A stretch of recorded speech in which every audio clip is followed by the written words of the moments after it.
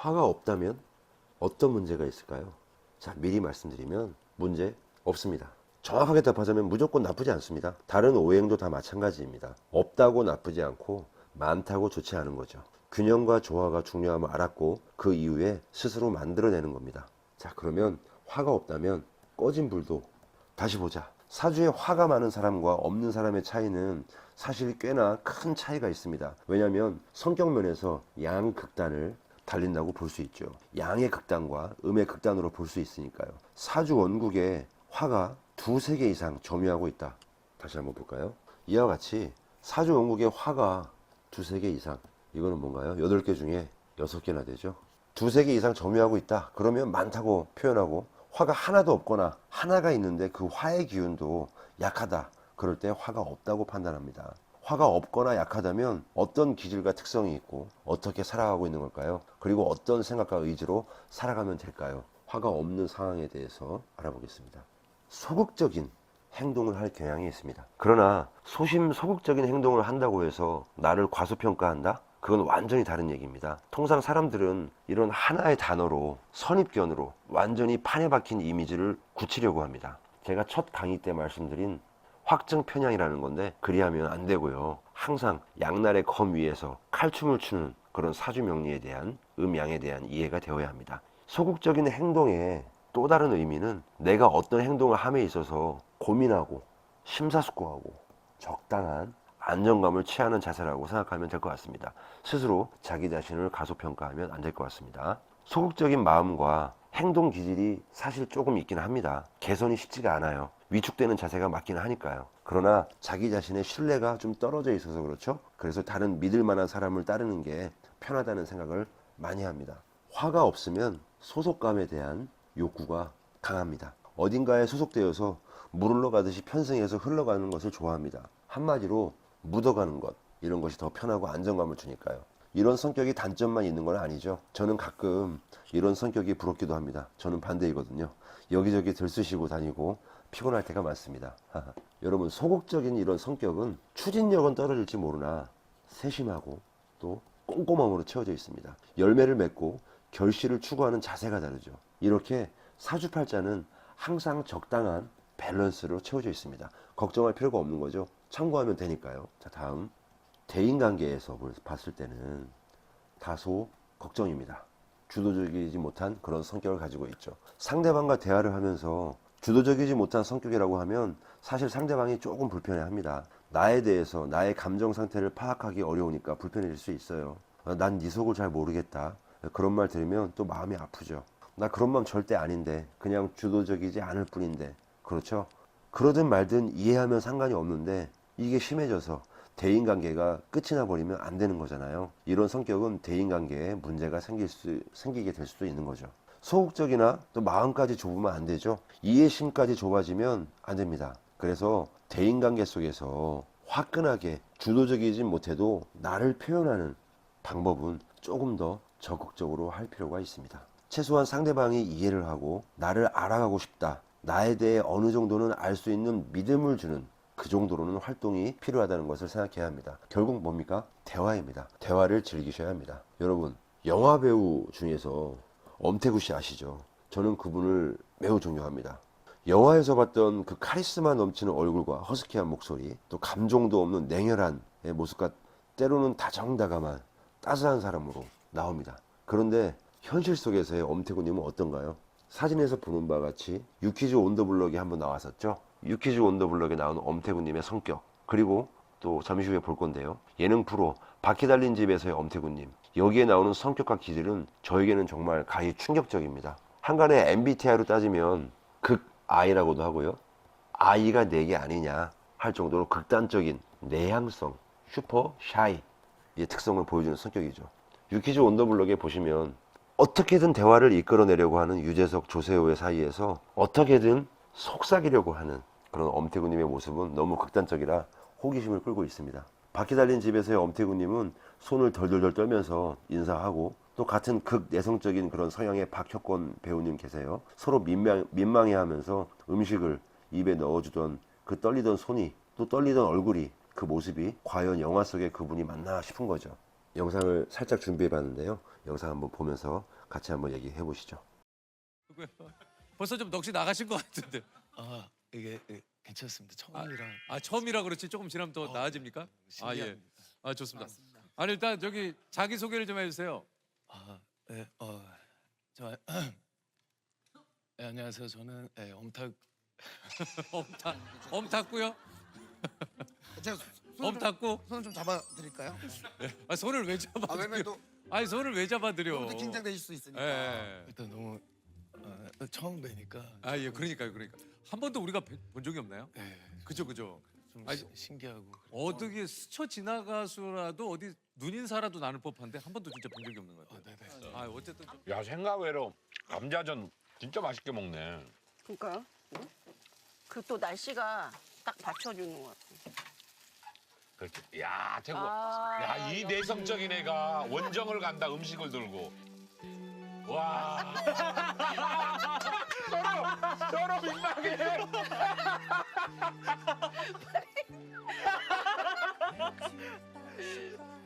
서로 먹여주고 아까 인사하고 감사하고. 와. 진짜 너네 독특한 캐릭터구나. 여러분 어떻습니까? 영상에서 보면 정말 장난 아니죠. 결국 엄태구 배우님은 자신의 서양대로 사시는 분이 아니죠. 성격과 일상은 정말 그러한데 자기의 직업에서 애정을 가지고 변화무쌍한 모습을 대중에게 보여주는 것.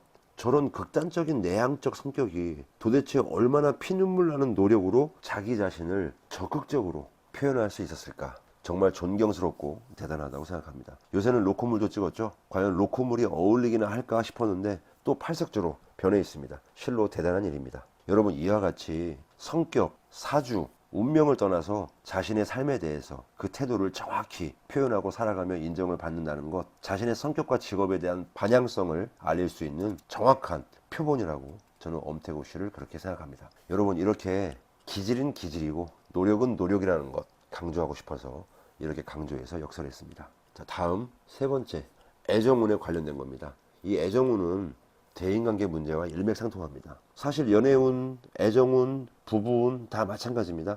인간과 인간의 관계입니다. 결혼할 운명, 헤어질 운명, 물론 그럴 수 있죠. 그러나 사주 안에는 가만히 있어도 오는 운명이 아니라 결국 나 또는 상대방의 말과 행동 속에 답이 있는 거죠. 사주팔자는 어떻습니까? 나의 성격과 기질을 파악하고 최선의 노력을 통해서 삶을 개척하고 개선해 나가는 학문이죠. 운이 상승하고 또 운이 하락한다고 해서 나의 말투와 행동이 바뀌는 것인가? 아니라는 거죠. 부부간에, 연인간에, 친구간에 서로 싸웠어요. 속에서 끙끙 앓는 게 아니어야 합니다. 자기를 표현해야 합니다. 대신 매너 있게 표현해야 합니다. 그래야 갈등을 빠르게 해소하고 개선할 수 있습니다. 그래야 이런 하락운도 다시 상승할 겁니다. 화의 기운은 새로움과 변화, 확산, 열정을 뜻합니다. 하지만 화의 기운이 없으니까 반대가 되는 거죠. 지루하거나 일상 패턴이 단순해집니다. 본인 스스로도 지루할 수 있는 패턴으로 살아갑니다. 자연스러운 일상처럼요. 그걸 느끼는 상대방은 더욱 크게 다가와지겠죠. 조금 더 적극적으로 살아가는 자세, 나를 표현하는 자세가 필요합니다. 자, 그러면 이런 특성과 기질을 알아봤죠. 화가 없는 그런 사주를 봤을 때, 화가 없을 때 건강은 여러분 어떨까요? 화의 기운은 열을 뜻합니다. 체온과 관련이 있죠. 오행으로는 심장, 소장, 혀, 시력 등을 관장합니다. 화가 없으면 대체적으로 심혈관 질환, 뇌혈관 질환 등을 우려해야 됩니다. 고혈압 같은 거죠. 혈압을 관리하지 못하면 다양한 신체에 악영향을 받게 되는데 심혈관 질환, 뇌혈관 질환, 또 소화불량 등 다양합니다. 혈액순환이 원활해야 되는데 손발이 차고 또 몸에 차가운 그런 냉기가 느껴질 수도 있어요. 오장육부의 열이 잘 돌지 않는다는 뜻이죠. 이런 화가 없는 분들이 통상 그런데 요새 찬 음식 많이 드시죠. 더우니까요. 몸 자체가 찬 것과 날씨가 더운 것은 상관없는데 아이스 아메리카노, 얼음 음료 같은 것들은 몸에 좋지 않습니다. 가뜩이나 없는 열, 그런 화의 기운을 더 떨어뜨릴 수 있다고 봅니다. 자, 다음 화의 사주가 없으신 분들은 어떤 직업이 어울릴까요? 조용히 집중할 수 있는 일, 그런 것들이 있죠. 좋은 말로는 꼼꼼하고 집중하는 거, 연구원, 회계사, 작가, 공무원, 세무사 등이 있을 수 있죠. 이렇게 개인적인 공간에서 집중하기 좋은 그런 직군이 어울리는 직업입니다. 그러나 내 기질이 이러니까 난 혼자 조용히 있어야 돼. 혼자 조용히 일하고 싶어. 이건 아니라고 봅니다. 다 그렇게 살 수 있을까요? 꼭 그것이 정답이라고 생각하지 않습니다. 내가 알고 또 현명하고 지혜를 가지고 있으니까 나에게 또 어울리는 직업을 찾아서 도전하는 것도 꽤 멋진 삶을 살 수 있다고 생각합니다. 열정이 없으면 없는 대로 사나요? 내 삶의 주인공은 바로 나인데 그 열정은 나에게 주는 선물 같은 그런 마음으로 도전하는 것도 멋진 일입니다. 한번 붙어보죠 뭐. 자, 그러면 화에 없는 기운을 보충해 볼까요? 어떻게 하면 될까요? 우리는 통상 개운법이라고 얘기를 하는데 그렇게 말하면 그렇게 거창한 단어까지는 필요 없습니다. 조금 보충해 주는 방법인 거죠. 스스로 화가 없는 것을 알았으니까 노력하면 되죠. 물상론과 이미지를 형상화하면서 화의 기운을 느낄 수 있는 방법 어떤 것이 있을까요? 붉은색 계통의 의류, 액세서리 같은 것을 착용할 수 있겠죠. 화의 기운을 보충해 준다고 하는데 계속 파란색 글씨로 쓰니까 조금 그렇습니다. 또한 적극적인 스포츠 여러 가지 종목이 있죠. 또 운동을 통해서 땀을 흘리면서 사람들과의 교류에 노력하기, 그리고 속을 후련하게 만드는 것들이 있습니다. 또한 따뜻한 음료, 커피나 와인, 초콜릿 같은 것을 드시는 것도 좋습니다. 또 하나가 있는데요, 저는 이마 드러내기라고 얘기합니다. 이마를 드러내는 것 자체가 매우 당당하게 자신을 표현하는 거죠. 그런 것들도 화의 기운을 보충하는 좋은 방법이라고 생각합니다.